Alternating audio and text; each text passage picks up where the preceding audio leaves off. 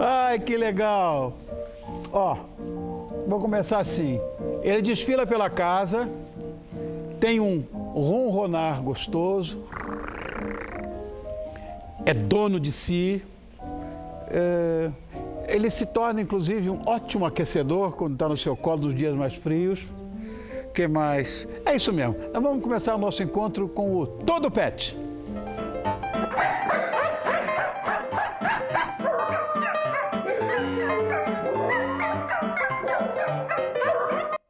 Ó, já foram endeusados no Antigo Egito, continuam sendo adorados, mas atualmente pelos seus donos, os gatos.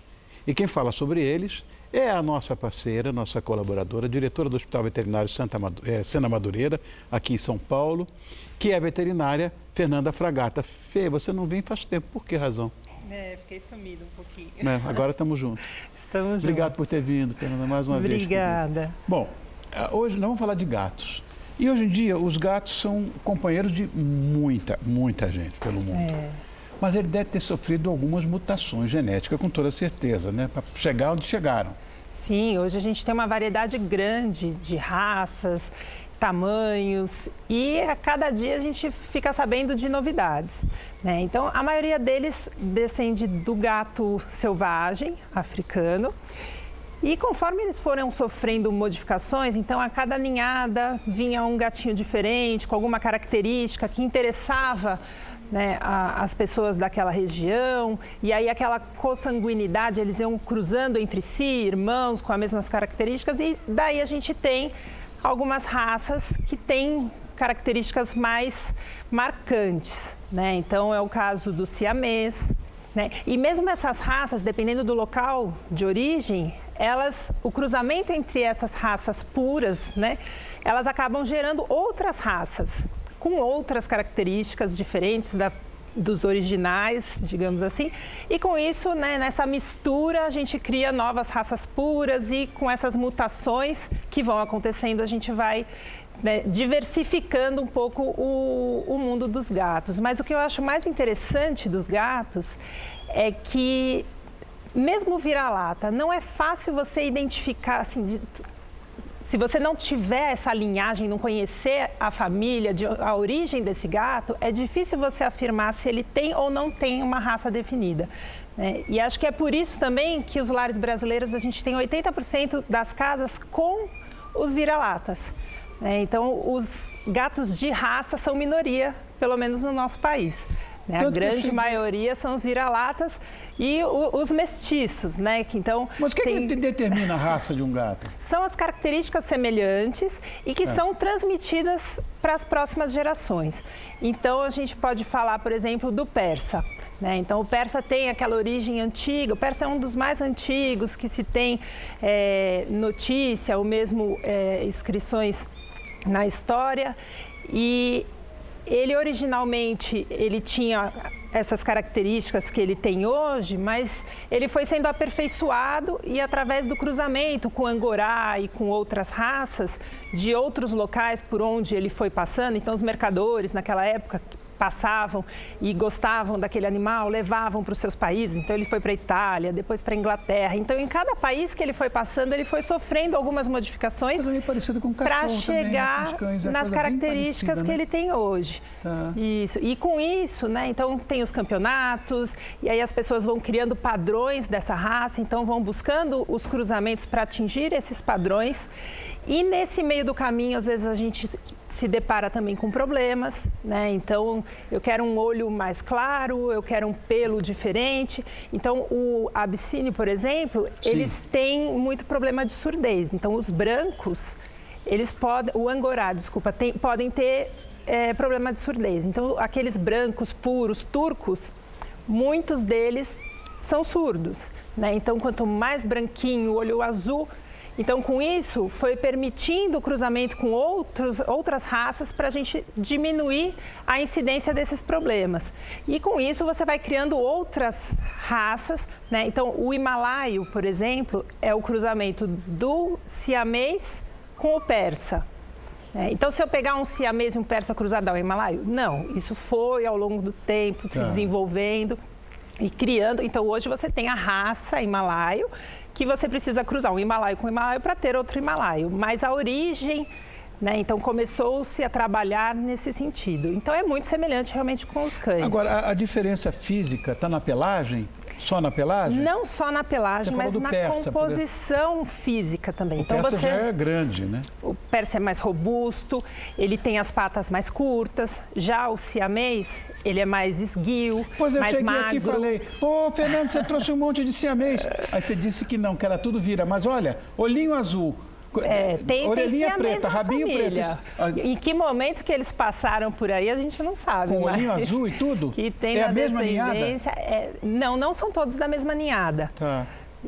Mas passou por aí, porque o olhinho ficou, então são essas características, né? E por isso que no Brasil a gente tem tantos vira-latinhas. Isso também é bom, né? Eu não acho ruim a gente gostar das raças, a gente querer ter um animal de raça, mas com tanto bichinho abandonado você acabou de falar, e sem raça que por aí, a maioria né? dos gatos são vira-latas. Vale a pena a gente também investir neles. Aqui no nosso país, quais são os gatos mais comuns? Os mais viras? comuns. Os 80% são os mestiços, né? Vira-lata, sem raça definida. Os mixes, como eles chamam lá nos Estados Unidos.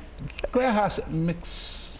Para ficar bem chique, porque eles são super chiques. Olha aqui, ó, pelagem longa. Isso, então a gente tem o Maine Coon, ele quase chegou a ficar extinto. Então ele é um gato super antigo, originário dos Estados Unidos, é um gato enorme, lindo. Só que com a chegada do persa, parece um tigre, ele é tigrado, mas eles têm uma variação de cores muito grande também. E com a chegada do persa, do angorá, então você teve uma queda muito grande na popularidade, então diminuiu-se os cruzamentos e eles foram diminuindo. E agora eles ressurgiram, né, nas últimas décadas e hoje eles são os mais populares nos Estados Unidos e mesmo no Brasil a gente tem bastante. E aqueles pelados, pelados? Então, o Sphinx. Sphinx. Né? Eles egípcio, né? São do Canadá. Do Canadá. A origem do Canadá e a origem é bem interessante. Uma gatinha prenhe foi resgatada e deu à luz filhotes sem pelo. Então, ela tinha pelos, os filhotes não tinham pelos. E ela teve novamente cria e novamente sem pelos. E aí começaram a ver que existia uma mutação nesses gatinhos e que o gene recessivo resultava nesses gatos sem pelos. E aí começou-se o cruzamento e primeiro coisa breed, depois vai embora, muito né? recente. Olha lá o Sphinx lá. Muito recente, é da década de 60, 1960, egípcio, que iniciou, né? E o Sphinx, né? Então a gente pensa que é egípcio, porque como ele parece muito com a esfinge, e então o nome acabou Sphinx? Tendo esse nome, mas ele tinha o nome de pelado canadense. Ah, tá. E ficou o Sphinx, que ganhou fama. E uma curiosidade do Sphinx, que as pessoas pensam, ele não tem pelos, então é ótimo para quem tem alergia a gato. Isso é mito? Não, é mito. Por quê? Porque a alergia a gato não se dá pelo pelo, e sim uma proteína pela descamação da pele. Então é uma proteína que tem na pele dos animais. Então, o Sphinx tem essa proteína e como ele não tem pelo, essa proteína fica mais facilmente em contato, então ele não é um gato hipoalergênico, como muitas pessoas pensam. E ele precisa de um cuidado muito grande, então não é fácil você mantê-lo saudável, porque a pele se resseca demais. Então ele tem que manter essa pele mais umedecida, essa pele mais hidratada.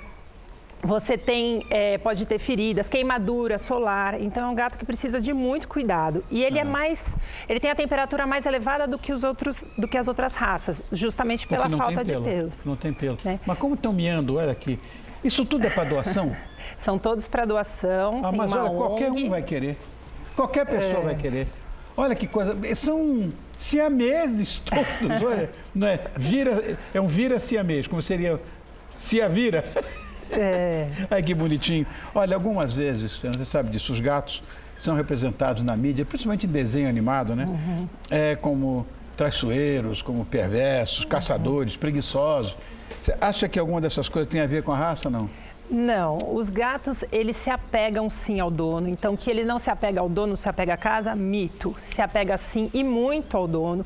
Tem alguns que são extremamente ciumentos, como o Sphinx, ele é extremamente apegado ao dono e muito ciumento. Né? Outros são mais sociáveis.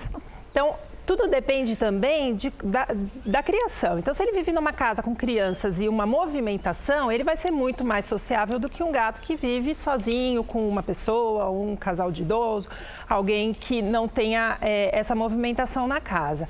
Mas esse mito de que ele não gosta do dono e gosta da casa tem que ser jogado por terra.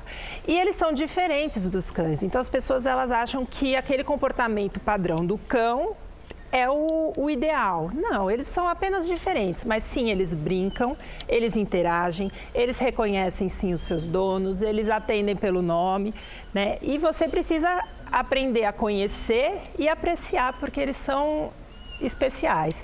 E uma coisa também que cresceu muito aqui em São Paulo, principalmente, o número de gatos nas casas. E nos Estados Unidos eles são maioria. Lá e tem hoje mais gato do que cachorro. a quantidade de gatos nos lares já é um dos índices de IDH.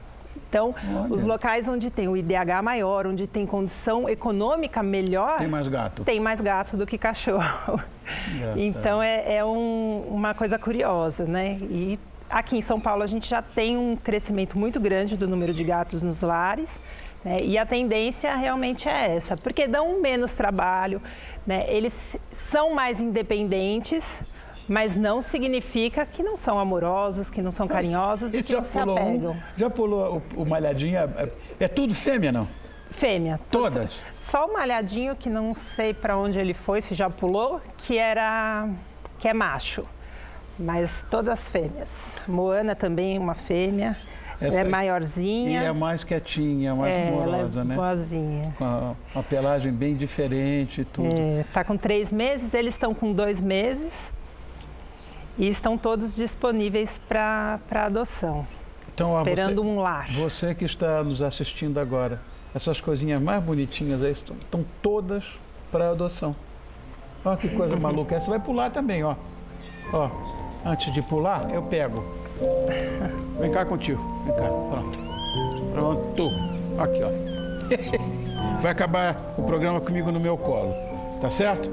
Bom, eu quero agradecer muito a Fernanda Fragata, que é nossa veterinária de plantão, nossa querida colaboradora, é diretora do Hospital Veterinário Sena Madureira, aqui em São Paulo. O site do hospital é www.senamadureira.com. E olha, eu quero aproveitar para falar que todos esses gatinhos, ou gatinhas, sei lá, podem ser adotados pela ONG SOS Gatinhos, www.sosgatinhos.com.br. Corre lá, porque todo mundo vai querer, aí você vai ficar sem o seu. Aqui, ó. Vamos lá? Dá um tchau aqui. Tchau. Tchau. Então, obrigado, Fernanda. Ó, a gente vai para um intervalinho do tamanho de uma azeitona e a gente já volta com um bate-papo muito especial. Me espera.